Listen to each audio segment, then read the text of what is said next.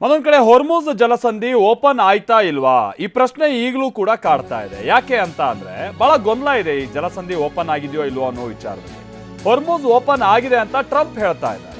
Iran ನೋಡಿದ್ರೆ ಹೊರ್ಮುಜ್ ಅನ್ನ ನಾನು ತೆರೆದಿಲ್ಲ ಅಥವಾ ಸಂಪೂರ್ಣವಾದ ತನ್ನ ನಿಯಂತ್ರಣನೇ ಇದೆ. ಅಮೆರಿಕ ಯಾರು ಹೊರ್ಮುಜ್ ಮೇಲೆ ನಾವು ಕಂಟ್ರೋಲ್ ಇಟ್ಕೊಂಡಿದ್ದೀವಿ ಅಂತ ಹೇಳಕ್ಕೆ? ಈ ತರನಾದ ಸಂಗತಿಗಳನ್ನ ಹೇಳ್ತಾ ಇದೆ ಯಾರು? ಇರಾನ್. ಅಮೆರಿಕ ನೋಡಿದ್ರೆ ಹೊರ್ಮುಜ್ ತೆರೆದಿದೆ ಅಂತ ಹೇಳ್ತಾ ಇದ್ದಾರೆ. ಹಾಗಾಗಿ ಇದು ಬಹಳ ಗೊಂದಲ ಏರ್ಪಡ್ತಾ ಇದೆ. ಆಮೇಲೆ ಇರಾನ್ ಯಾವ ಮಟ್ಟಿಗೆ ಹೇಳ್ತಾ ಇದೆ ಅಂತ ಅಂದರೆ ಆ ಒಮನ್ ಸುತ್ತಮುತ್ತಲ ಭಾಗದ ಕಡಲ್ ಏನಿದೆ, ಆ ಕಡಲ ತೀರ ಅಥವಾ ಆ ಕಡಲ ಪ್ರದೇಶ, ಅಲ್ಲಿಗೆ ಅಮೆರಿಕ ಇನ್ನೂ ಬಂದೇ ಇಲ್ಲ, ಬರೋಕ್ಕೂ ಸಾಧ್ಯ ಇಲ್ಲ ಅಂತಿದೆ ಅವ್ರ ನೌಕೆಗಳು.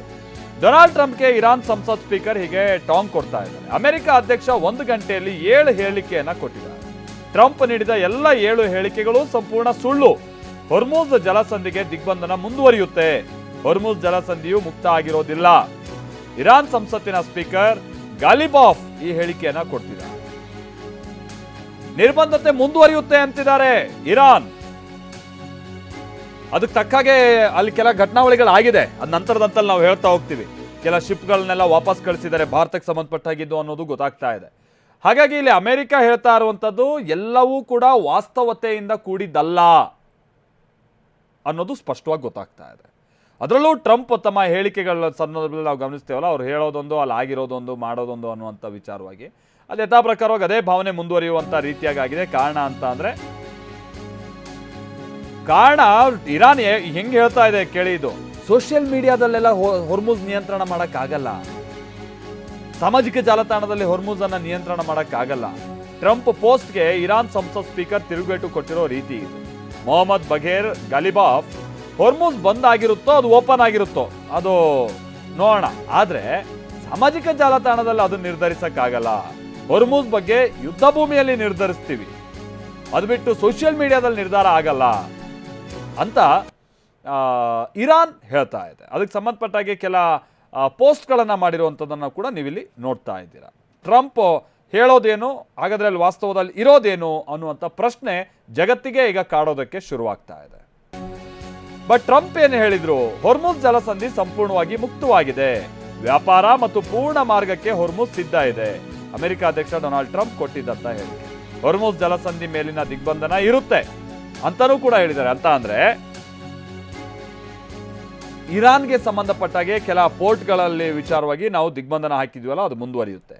ಅದರ ಜೊತೆಗೇನೆ ಅಮೆರಿಕ ಅದನ್ನ ಕಂಟ್ರೋಲ್ ಮಾಡುತ್ತೆ ಅನ್ನುವಂಥ ಅರ್ಥದಲ್ಲಿ ಹೇಳಿದ್ದಾರೆ. ಯಾರನ್ನು ಬಿಡಬೇಕು, ಮತ್ತೊಂದು ಅದೆಲ್ಲ ಡಿಸೈಡ್ ಮಾಡ್ತೀವಿ ನಾವು, ಯಾರಿಗೂ ಇಲ್ಲಿ ಸಮಸ್ಯೆ ಕೊಡಲ್ಲ ನಾವು, ಇರಾನ್ ಇಲ್ಲಿ ರಿಸ್ಟ್ರಿಕ್ಷನ್ಸ್ ಹಾಕಂಗಿಲ್ಲ ಅಂತೆಲ್ಲ ಟ್ರಂಪ್ ಹೇಳ್ತಾ ಇದ್ದಾರೆ.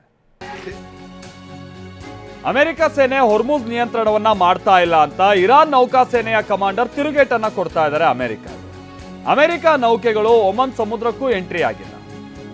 ನೋಡಿ ಇರಾನ್ ಹೆಂಗೆ ಹೇಳ್ತಾ ಇದೆ ಅಂದ್ರೆ, ಒಮನ್ ಸಮುದ್ರಕ್ಕೂ ಎಂಟ್ರಿ ಆಗಿಲ್ಲ ಅಮೆರಿಕದ ಸೇನೆ ಅಥವಾ ಅವ್ರ ನೌಕೆಗಳು. ಇನ್ನು ಅವ್ರಂಗೆ ಇದನ್ನ ಕಂಟ್ರೋಲ್ ಮಾಡ್ತಾರೆ ಹೊರ್ಮುಜ್ ಅನ್ನ? ಇರಾನ್ ಸೇನೆ ಅಮೆರಿಕ ನೌಕೆಗಳನ್ನ ಅಲ್ಲಿ ಪ್ರವೇಶ ಮಾಡೋಕ್ಕೂ ಬಿಟ್ಟಿಲ್ಲ.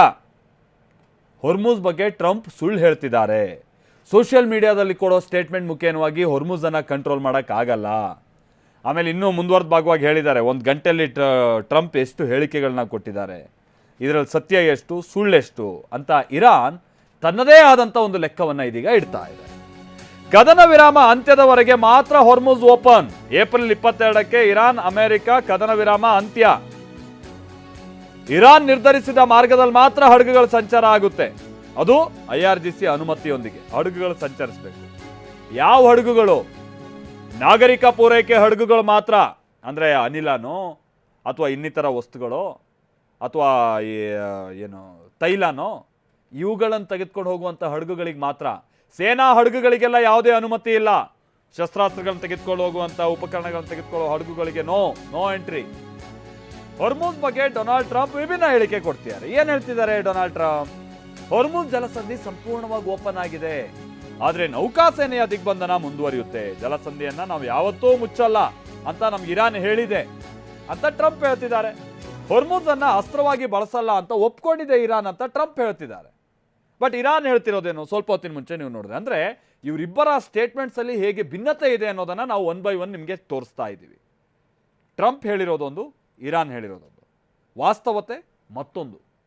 ಈ ರೀತಿಯಾಗಿ ಸನ್ನಿವೇಶ ಇರೋದ್ರಿಂದಾಗಿ ಹೊರ್ಮುಜ್ ಜಲಸಂಧಿಗೆ ಸಂಬಂಧಪಟ್ಟ ಹಾಗಿನ ಅನಿಶ್ಚಿತತೆ ಈ ಕ್ಷಣಕ್ಕೂ ಕೂಡ ಮುಂದುವರಿತಾ ಇದೆ.